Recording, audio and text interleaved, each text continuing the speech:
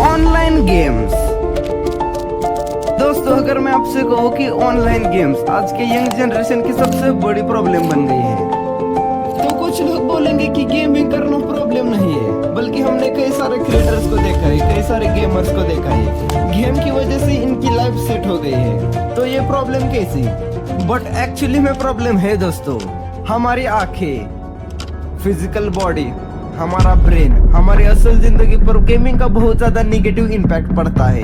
हमारी thinking ability, attention span, हमारा behaviour और हमारी असल जिंदगी, जिस पर गेमिंग का बहुत ज्यादा नेगेटिव इम्पैक्ट पड़ता है। Free fire, BGMI, Minecraft, ludo, ऐसी कई सारी गेम्स हमें फ्री में इंटरनेट पे मिल जाएंगी, जिन्हें लाखों करोड़ों लोगों ने डाउनलोड किया है और हजारों चाइल्ड्स ऐसे गेम्स के एडिक्टेड है और जिन्हें पता भी नहीं है कि वो इन गेम्स के एडिक्टेड है। जहाँ एक टाइम पे बच्चे दोस्तों के साथ बाहर खेलने जाते थे, क्रिएटिव चीजें करते थे, लाइफ को फ्रीली एंजॉय करते थे, हर एक फेस्टिवल को सेलिब्रेट करते थे, वहीं पर आज बच्चे छोटी उम्र में ही ऑनलाइन गेम्स के एडिक्टेड बन रहे हैं। जहाँ बच्चे एक टाइम पे खिलौनों के लिए रो रहे थे, वही आज बच्चे मोबाइल फोन और टैबलेट्स के लिए रो रहे हैं। तो आइए जानते हैं इस टॉपिक को in detail. Some of the preliminary research shows that gamers might have higher cognitive abilities, better attention spans, and are good at multitasking.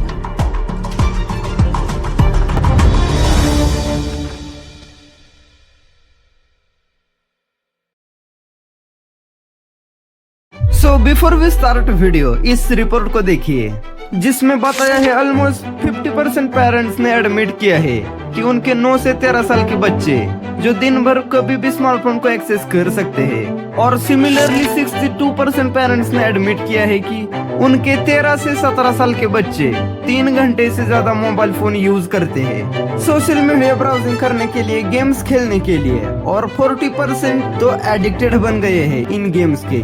और ऑल अराउंड इंडिया में लगभग 4 से 20 मिलियन एक्टिव ऑनलाइन गेमर्स है और gaming sector हर साल 30% से ज्यादा बढ़ रहा है और 2025 आने तक वो $5 बिलियन का बन जाएगा। और according to a report by World Health Organization, more than 2.6 billion peoples online games खेलते हैं और उनमें से 50% बच्चे 18 साल से कम एज के हैं। गेमिंग एक फन है, इंगेजिंग वे है, फ्री टाइम स्पेंड करने के लिए, नई चीजें सीखना, दूसरों के साथ मेल जोल बढ़ाने से और रियलिटी से भागने का तरीका हो सकता है। बट गेमिंग का नेगेटिव इम्पैक्ट हमारी मेंटल हेल्थ पर पड़ता है, स्पेशली अगर आप बहुत एडिक्टिव गेम्स खेल रहे हैं। देन गेमिंग की ये प्रॉब्लम आपको social and physical problems create कर सकती है और depression, anxiety, stress, isolation, aggression, obesity, ऐसी कई सारे प्रॉब्लम्स के शिकार हो जाते हैं हम इन गेमिंग की वजह से। तो दोस्तों, इन रिपोर्ट्स को देखकर ये तो समझ आ गया कि गेमिंग कितनी बड़ी प्रॉब्लम है। तो आइए जानते हैं इन गेम्स की शुरुआत कहाँ से हुई थी। ये जमाना था 1960s का, जहाँ पर MIT के एक स्टूडेंट ने स्पेस वॉर नाम का एक गेम बनाया था जो मल्टीप्लेयर गेम था। बाद में 1970s में मड गेम आया, उसके बाद 1997 में अल्टीमा ऑनलाइन आया और उसके बाद एवरक्वेस्ट आया 1999 में। तो शुरुआती दिनों में इन गेम्स की क्वालिटी बहुत ज्यादा खराब थी, इतने अच्छे ग्राफिक्स नहीं थे और ना ही इतने अच्छे कंट्रोल्स थे, तो गेम्स खेलने वालों को उतना ज्यादा मजा नहीं आता था गेम्स खेलने में। तो जैसे जैसे नई टेक्नोलॉजीज बदलने लगी, नई टेक्नोलॉजीज आने लगी, वैसे और ज्यादा नए गेम्स आने लगे। तो बाद में कॉल ऑफ ड्यूटी आया 2004 में, और बाद में माइनक्राफ्ट आया में 2009 में। तो धीरे धीरे गेमिंग कंपनीज बड़ी लेवल पर डेवलपर टीम हायर कर इन गेम्स के ग्राफिक्स को और ज्यादा स्मूथ और रियलिस्टिक बनाती है। इन गेम्स में नए नए मोड्स ऐड किए जाते हैं और गेम्स में लेवल्स ऐड किए जाते हैं, रिवॉर्ड्स ऐड किए जाते हैं, जिस वजह से हमारी क्यूरियोसिटी बढ़ती है इन गेम्स को खेलने की, जिस वजह से हम एक्चुअली में इन गेम्स के एडिक्टेड बनते हैं, क्योंकि इन गेम्स के ग्राफिक्स बहुत ज्यादा स्मूथ और रियलिस्टिक होते हैं और साउंड इफेक्ट्स, कलर्स, एनिमेशन, ये सारी चीजें हमें रियलिस्टिक वाइब्स देती है, जिस वजह से हम एडिक्टेड बनते हैं। और अब धीरे धीरे ऑनलाइन बैटल रॉयल्स गेम आने स्टार्ट होते हैं, मल्टीप्लेयर ऑनलाइन गेम्स आने चालू होते हैं। ऑनलाइन यानी हम हमारे दोस्तों के साथ गेम खेल सकते हैं, बातें कर सकते हैं, चीजें एक दूसरे को शेयर कर सकते हैं, जिस वजह से हम इन गेम्स के कुछ ज्यादा ही एडिक्टेड बन जाते हैं। ऐसे गेम्स खेलने में हमें बहुत मजा आता है क्योंकि हमारे ब्रेन में डोपामिन रिलीज होता है। जब भी हम कुछ अचीव करते हैं, जब भी हमें खुशी मिलती है, जब भी हमें वो सेटिस्फेक्शन मिलती है, तब हमारे ब्रेन में ये हैप्पी हार्मोन रिलीज होता है, गुड फील हार्मोन रिलीज होता है, जिस वजह से हमें बहुत अच्छा लगता है और हम जल्दी इन गेम्स के एडिक्टेड बनते हैं। Also it is an reality कि ऑनलाइन गेम्स जितनी बड़ी प्रॉब्लम है उससे भी बहुत ज्यादा बड़ी अपॉर्चुनिटी है।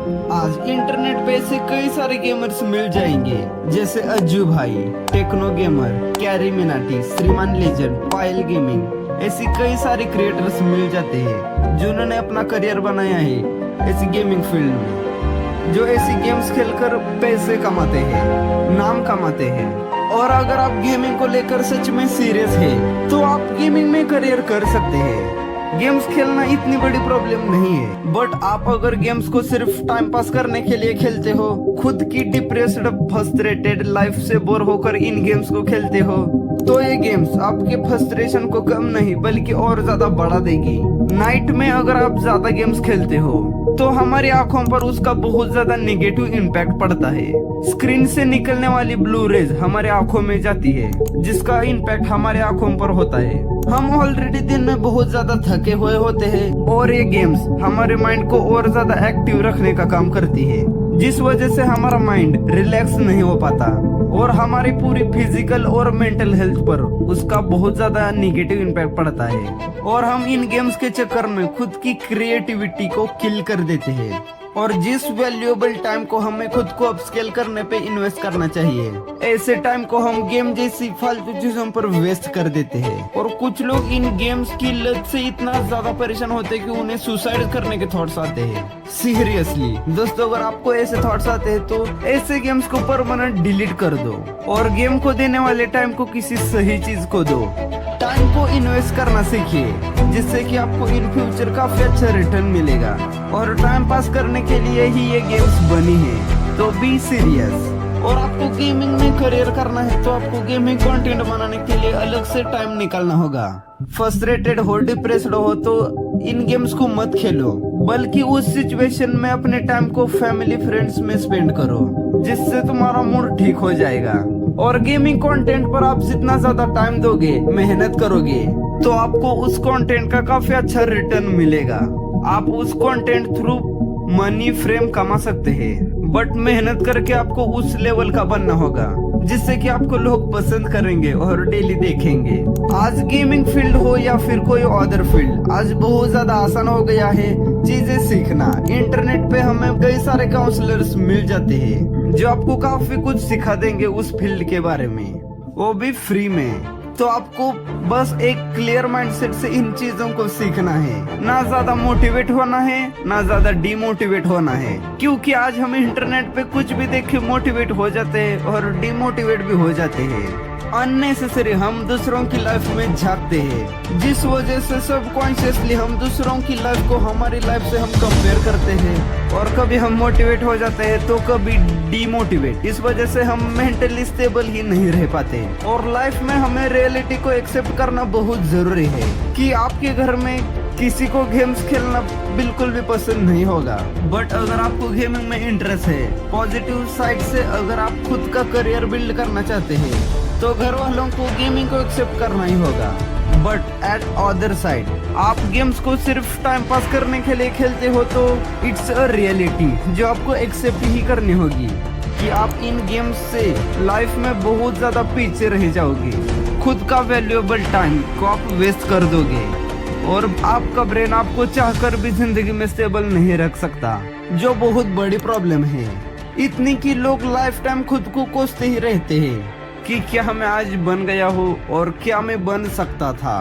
एक्चुअली में मैं गेम्स के खिलाफ नहीं हूँ, क्योंकि कई सारे लोगों का करियर गेम्स की वजह से सेट हो गया है, इन गेम्स की वजह से। बट एट दूसरी साइड, एडिक्टेड लोगों की लाइफ किसी नशेड़ी से कम भी नहीं है। This is the world we are living now, the truth. तो स्क्रिप्ट खत्म। कैसे लगे वीडियो मुझे कमेंट सेक्शन में जरूर बताएगा और मिलते हैं किसी और वीडियो में। तब तक के लिए keep watching and stay tuned.